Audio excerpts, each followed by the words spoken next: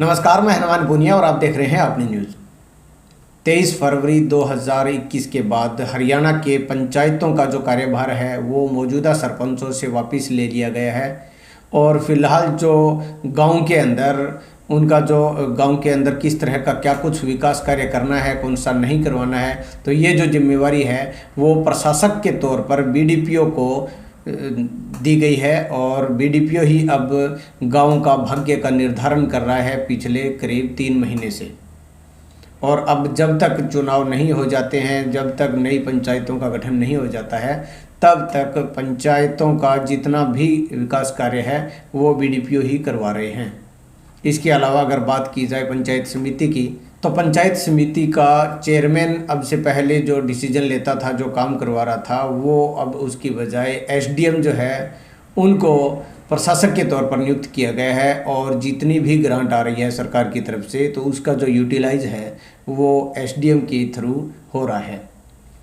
इसके अलावा जिला परिषद के अंदर जिला परिषद का जो चेयरमैन था उससे भी कार्यभार ले लिया गया है 23 फरवरी के बाद। अब जो जिला परिषद का सीईओ है वही व्यक्ति जो है अब जिला परिषद का जितना भी बजट आ रहा है उसका यूटिलाइज कर रहा है।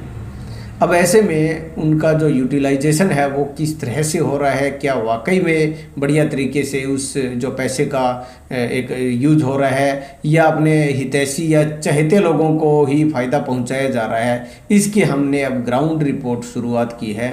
और उस ग्राउंड रिपोर्ट में हम पड़ताल करेंगे कि किस तरह से क्या वाकई में जो सरकार की तरफ से पैसा आ रहा है, जो ग्राम पंचायत का खुद की इनकम है या फिर ग्रांट आ रही है, वो पैसा वाकई में ज़रूरत जहाँ पर है वहीं लग रहा है, या वो पैसा जो है कमीशन खोरी के अंदर, वो अपने भाई भतीजावाद के अंदर, या फिर वो अपने राजनीतिक जो पहुंच जिन लोगों की है उनके अंदर बट रहा है, या वाकई में गांव के अंदर विकास हो रहा है। इसकी हम पड़ताल शुरू कर रहे हैं। तो इस पड़ताल के अंदर आप भी अपने स्तर पर हमारा सहयोग कर सकते हैं।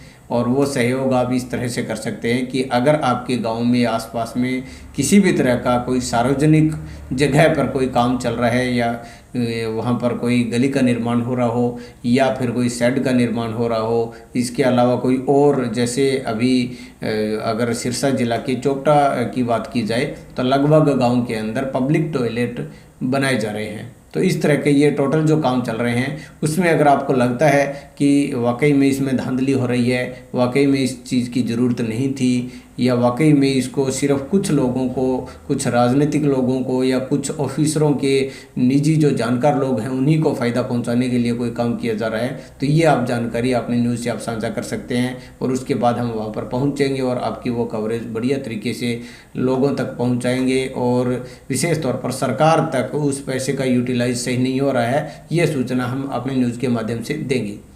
अब यहाँ पर सवाल ऐसा क्यों उठा आखिर, इसका भी मैं आपको बता देता हूँ। गांव के अंदर जो सरपंच होता है और जो पंच होते हैं वो एक सामूहिक तौर पर एक बैठक बुलाई जाती है, ग्राम सभा का आयोजन होता है, उसमें प्रस्ताव पारित किया जाता है, और उसके बाद उस गांव का जितना भी बजट होता है उससे उस गांव के अंदर विकास कार्य करवाए जाते हैं। ये तब तक हो रहा था जब तक वो सरपंच जो है वो उनके पास कार्यभार था गाँव का। इसके अलावा अब जो स्थिति है वो ये है कि अब प्रशासक के तौर पर बीडीपीओ को नियुक्त कर दिया गया है। और अब जो मोनोपोली का जो सिस्टम है वो शुरू हो चुका है। मोनोपोली इस बात की है कि अब ना तो ग्राम सभा की बैठक की आवश्यकता है, और ना ही गांव के जो पंच है या सरपंच है वो इस मामले के अंदर इंटरफेयर कर सकते हैं।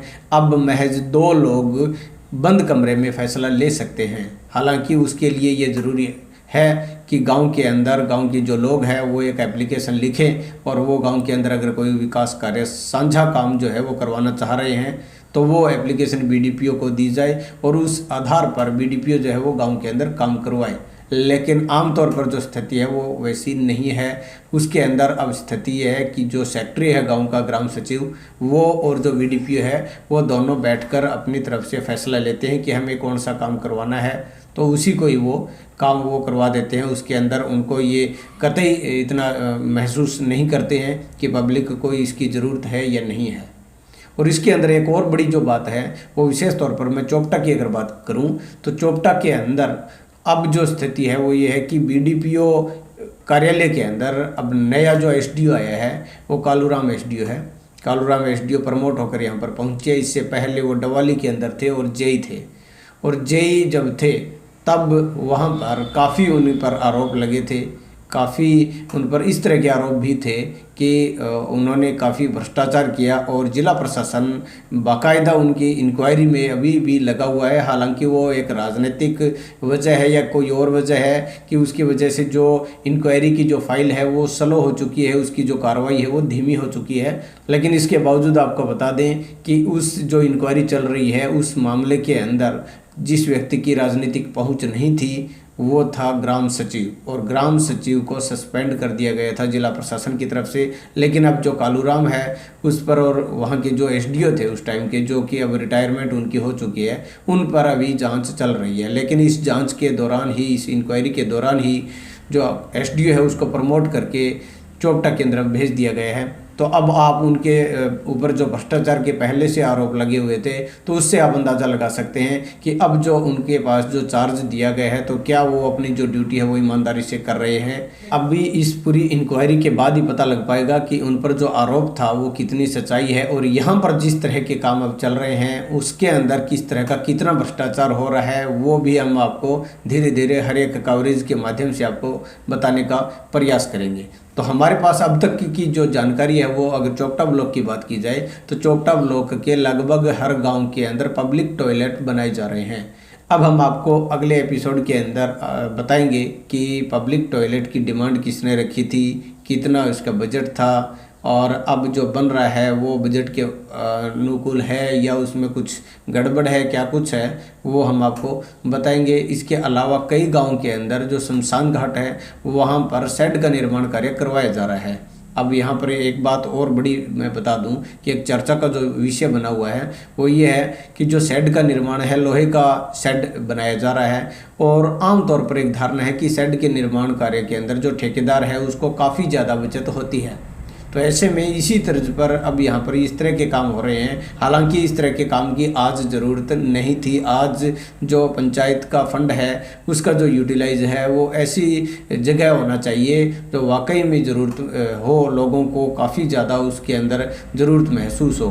अब उस गांव के अंदर जहाँ पर पिछले 5 साल में शेड नहीं बना, वहाँ पर अब अगर शेड का निर्माण कार्य बीडीपीओ के माध्यम से हो रहा है तो उसके अंदर कितनी पारदर्शिता रहेगी वो आप सहज तरीके से अंदाज़ा लगा सकते हैं। लेकिन खैर उसके अंदर भी हो सकता है कि बढ़िया तरीके से वो काम हो जाए और गांव के लोगों के लिए वो एक सुविधा बने, लेकिन बावजूद इसके हमें ये ज़रूरी है कि उसकी जांच करनी चाहिए। हमें देखना चाहिए कि क्या कुछ उसका जो एस्टीमेट बना गया था, क्या कुछ ग्राउंड लेवल पर वहाँ पर काम हो रहा है। तो आपकी जागरूकता उसके लिए ज़रूरी है। तो जहाँ पर भी आपके गाँव के अंदर कोई विकास कार्य हो रहा है तो वहाँ पर आप ज़रूर जाइए, वहाँ पर आप देखिए। ये आपका अधिकार भी है कि किस तरह का वहाँ पर जो ऑफिसर है, जो अधिकारी है, विशेष तौर पर जेई की ड्यूटी वहाँ पर परमानेंट होती है।